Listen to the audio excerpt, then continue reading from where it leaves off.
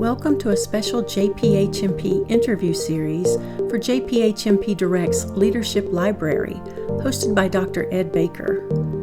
In today's interview, Dr. Baker speaks with Dr. Claude Jacob, Public Health Director for the City of San Antonio's Metro Health District, about the importance of remaining agile in order to solve problems for local public health.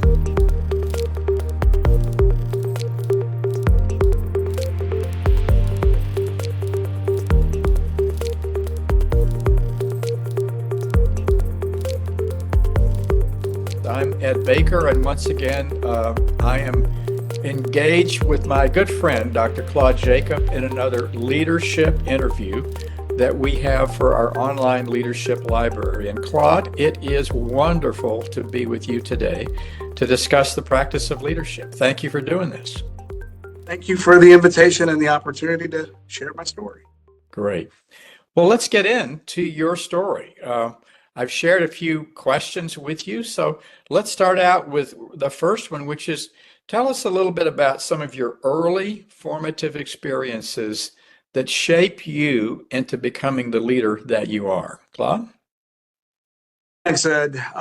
Clearly, our journey in public health is not a linear one. I've had a combination of personal and professional experiences that have influenced my career journey. So, with that, I would say that growing up in a household with clinicians, my father and mother are retired clinicians.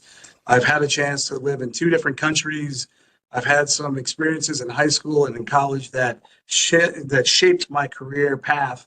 And with that, I've benefited from advice from mentors that have exposed me to different career opportunities. So I'll talk in more detail about that, but just know that at the end of the day, this was not a linear journey, but it's been an opportunity to adjust to the different trials and tribulations and the bends in the road as we talk about triumphs in my career in public health. Well, great. Well, some of your role models then early on must have been important for you. Tell us a little bit about your own role models and how they influenced you, please. Yeah, sure. My dad is a retired physician, so growing up in a household watching his routine, and while I would not typically see him at work, he was also very active as a volunteer in the community. And so I watched his firsthand how he and my mother would volunteer every summer for different community health fairs. I also was very active in my high school as a student athlete. So my coach was very influential in how I at least acquired and demonstrated some discipline as a team captain in two different sports. But at the end of the day, my work experiences were really shaped by supervisors and mentors who helped me to at least navigate different experiences, different assignments, some successes, some failures, but at the end of the day, to improve as a practitioner on the ground. So between home experiences and experiences as an athlete, but also work experiences, that has influenced my journey in public health. Now, those role models, mentors, perhaps coaches, all of them may have had certain attributes that were of value to you in shaping your development as a leader from those early days.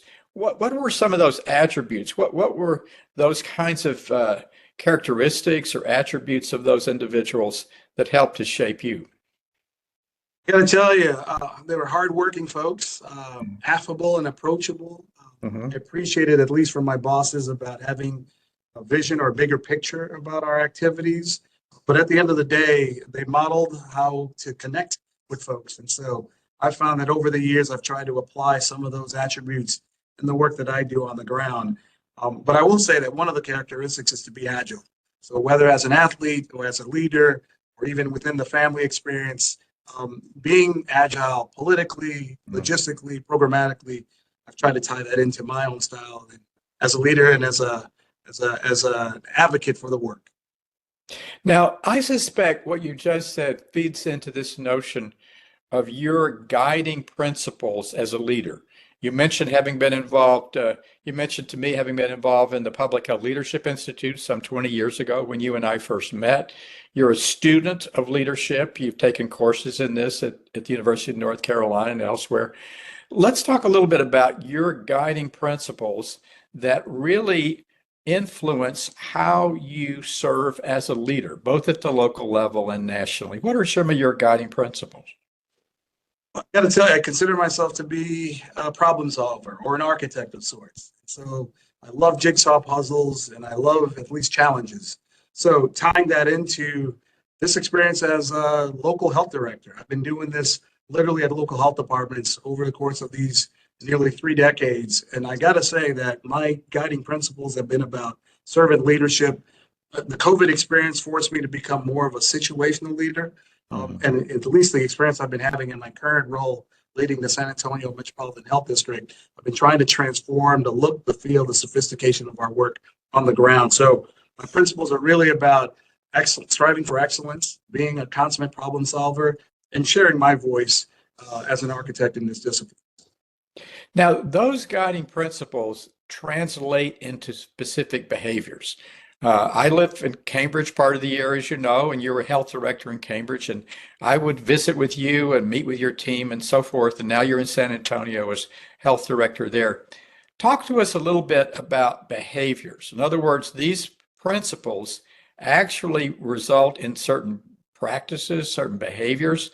If I was watching you in action today or tomorrow, what would I observe in terms of your behaviors? How do you then proceed in that way, Lon? Well, I'm a morning person, so what I've found over the years is that I need a time and space to reflect. And because of that, I've tried to engineer an experience in an environment where we do pause and at least process the experience that we're having as a senior team and as a leadership within that agency. So I did it in Cambridge, and I'm applying that same lens here in sunny San Antonio. That's important. Because of the disruption that resulted from the pandemic, I found it really for me to stay fueled up that I needed a time and space to literally just pause and process. Otherwise, I would be concerned about burnout. So I do that with my senior team. We have standing weekly, monthly, quarterly, annual settings where we sort of process information and figure out how we can become better as a department. So the behavior for me is to hit the pause button, to at least allow there to be time and space to reflect, but at the end of the day, to make sure that we put our best foot forward as we act and serve on behalf of the broader community. Now, as you know, you and I are working on a column for this journal on this idea of the post-pandemic pivot. Those were your words, by the way, not mine. And part of that is taking the pause that you just discussed. So we'll be coming out with this interview. It'll get put on the website here pretty soon, and also the column, which really communicates, I think, very clearly what you're about now, particularly with your health department there in San Antonio, as you pivot in a way from the COVID time, which was so intense for so many, and take those pauses that you really need to take to keep yourself fueled up. Now let's talk a little bit about your team. One of the real questions that I've asked of other leaders is how do you select people? How do you select people to be on your leadership team? You had a group here in Cambridge, but more importantly, now in San Antonio, you've been there for a time. How do you select people to be on your leadership team?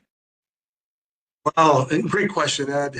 Well, just like anything else, recruiting for dodgeball, like again, for those that may recall those grade school games, it's important for me to build a team where you look at the talent. At the end of the day, it's about having the complement so that we can put our best foot forward. How I do that, I'm very self-aware about my preferred thinking style. I know my Myers-Briggs profile, I know my DISC profile, and I try to make sure that I identify the complement. Depending on where I've worked, we've had those assessments, and it helps me to gauge the type of talent to be a complement to the way that I think. I don't see it all. I do need a way to rotate the cube so that I can see the different dimensions of our work. So because of that, I'm confident enough to at least hire members of my team who don't think exactly like me. But at the end of the day, it's about synchronizing and harmonizing so that we can lead the enterprise. So I did it in Cambridge, I did it in Chicago, did it in Baltimore, and I'm applying the same lens and approach here in San Antonio. Well, your team is so impressive. As I've said, I've met some of your folks virtually there in San Antonio, where you're really committing to their ongoing leadership development. So you've been a leader in local public health, as you just indicated, in 4 different locations over a long period of time. And you're also active nationally with the Public Health Accreditation Board, American Public Health Association, et cetera. So tell us a little bit about maybe, a couple of things, 2 or 3 things perhaps, that you're proudest of as you reflect back on your time serving as a local public health leader. What would those be? Oh, great question, Ed. I'm proudest of how I've watched my team coalesce over time. Again, my longest stint over the last 30 years was when I served as a health officer for the city of Cambridge in Massachusetts. So I can at least use that as a frame of reference. I was there up until the point of the pandemic and then made a transition during the pandemic. I'm proud of the staying power that I've seen, at least with my team on the ground. Fast forward here, been here now 3.5 years in San Antonio, and it's the same momentum. So I'm proudest of the fact that I can use my lens, my skills as in coaching staff, helping them to refine their skills to become better at what they've been doing over the course of time. So to me, my proudest moment are not only getting through a very chaotic time tied to the pandemic, but also Right. transitioning and staying the course and the work that I'm doing here in a different jurisdiction, but with an incredibly talented crew. A lot to be proud of, a lot to be proud of. Now, you and I have talked about this issue of you're asked to do a lot of things, both locally and nationally. How do you sort out what to say yes and no to? This is always a challenge for leaders like yourself who are pulled in a lot of directions. How do you deal with that? First of all, it's okay to say no. So I learn and practice that daily. Look in the mirror, and I at least try to say no to the invitations or the opportunities. On the flip side, based on feedback from mentors, based on what interests me each and every day or each season, I do look for activities that align with the work of the department or my core values and missions. But at the end of the day, it's about this being synergistic. Can't do it all in the same season. So I've mapped out a schedule. Yes, I have commitments on the ground, work related, but I also have these national boards and other volunteer activities that give me energy, give me fuel.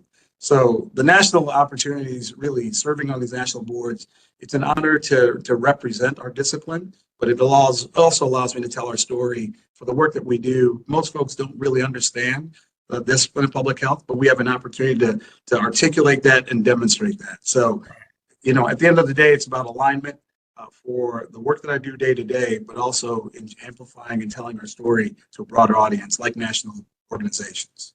Now, you touched on this already a bit in our conversation today, but one of the challenges that you face being involved in a lot of things is how to maintain balance, how to maintain your energy level. You touched on that some bit.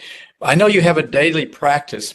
How do you maintain, if you will, your focus, your self-renewal, those kinds of things for the long haul? It's a great question. I will say that I've had to adjust my routine, especially over the last few years, whether it's a job change or pursuing an advanced degree or literally adjusting to a new routine during this pandemic. So for me, it's all about making sure that I take time to pause. So daily, as I mentioned earlier, I'm a morning person. It allows me to be in a quiet space just to center and be ready for the day. I never know what the day will bring, whether it's an email or phone call or complaint or a time sensitive request. On the flip side, I do take daily walks, and I've learned to do that only because whether it's within the course of the day or whether it's catching a flight to go to another board meeting, I do need time to at least process and just reflect. With that, trying to at least get back in shape and get back into some regular races over the course of the year. Those are personal goals, and it allows me to balance the work routine with my family commitments. So to you and to others who have helped me to at least manage this over the course of the last few years, it's been important for me to keep that cadence, keep that routine, to make sure that I protect time and space just to pause. Very, very important. Thank you.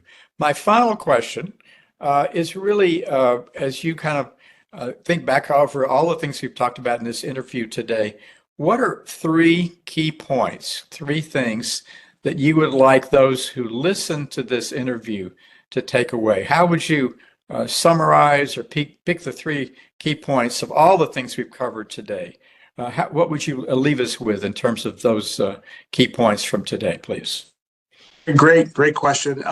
First, be humble. I mean, there's a saying that you don't know what you don't know, and I can tell you that the experience of the pandemic forced us to at least bask in humility and to try to figure out a different way to still protect those in our respective jurisdictions. So, be humble would be my first. The second is to, you know, be patient with the process.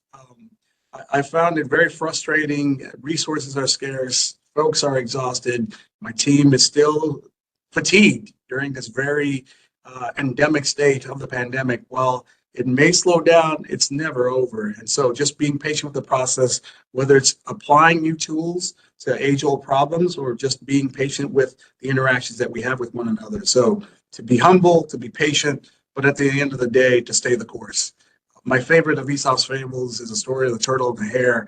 And my 6-word essay is that slow and steady wins the race. And so I will continue to applaud my team on the ground for their resilience, especially over the last few years. But that would be my third key takeaway for folks, is to hang in there and stay the course.